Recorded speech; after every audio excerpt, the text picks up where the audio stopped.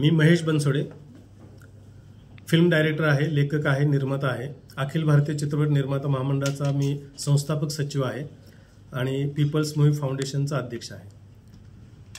चल हल्ला बोल हा सिनेमा लोकवर्गणीतून पहिला प्रयोग आहे हा चळवळीचा।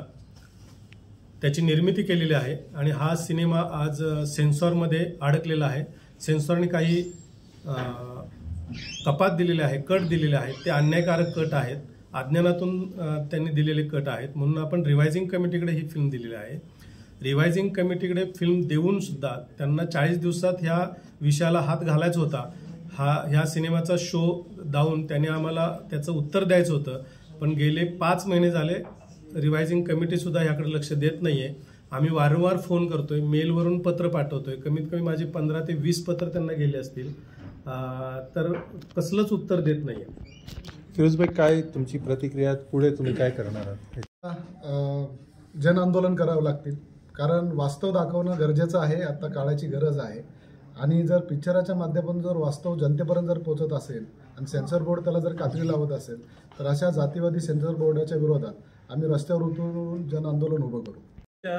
अनेक भागामध्ये आता सेन्सॉर बोर्ड हे तसं आउटडेटेड झालेलं आहे।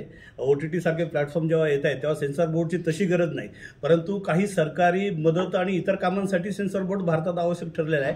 मात्र हे सेन्सॉर बोर्ड गाईडलाईनचा गैरवापर करून बहुजनांच्या अभिव्यक्तीला, लोकशाही स्वातंत्र्याला नख लावत आहेत। त्यामुळे आमचं म्हणणं असं आहे की ती गाईडलाईन बदला वगैरे सगळं ठीक आहे, आमचं म्हणणं आता सेन्सॉर बोर्डच नको, आम्हाला आमची अभिव्यक्ती आमच्या पद्धतीने करू द्या, यासाठी ही मुवमेंट आम्ही उभी केलेली आहे।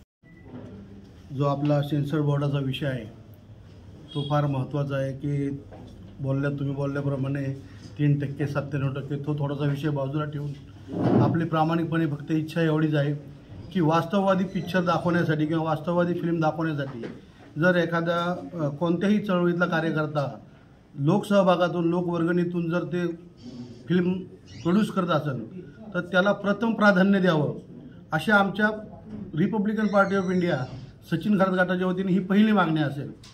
आणि त्याच्यामध्ये दलित पॅन्थर जे आमचे नामदेवजी ढसाळ ह्यांची जी कविता कट करता, म्हणजे कविता कट करा हा विषयच आम्हाला मान्य होऊ शकत नाही, कारण की चळवळ उभी राहते ते अशाच कवितेतून उभी राहते ना। म्हणजे पॅन्थर कशाला म्हणतात, त्या कवितेच्या माध्यमातून तर पॅन्थर आहेत। चळवळीसाठी त्यांनी एवढं मोठं योगदान दिलं आहे, पद्मश्रीसारखा पुरस्कार भेटला आहे, पद्मश्रीसारखा पुरस्कार भेटणारा माणसाला हे ओळखत नाहीत, असं जर त्यांचं उत्तर असेल तर हे आपल्यासारख्या सर्वच चळवळीतल्या सर्व समाजाच्या माणसाचं दुर्दैव आहे, एवढंच सांगतो आणि थांबतो। याच्यामध्ये एकच संदेश देईन की प्रत्येकाने ह्या पिक्चर तर पाहायलाच पाहिजे, परंतु त्या पिक्चरसाठी, या सेन्सर्ड बोर्डासाठी आपल्याला रस्त्यावर उतरावं लागेल, सर्व समाजाला मिळून रस्त्यावरती उतरावं लागेल।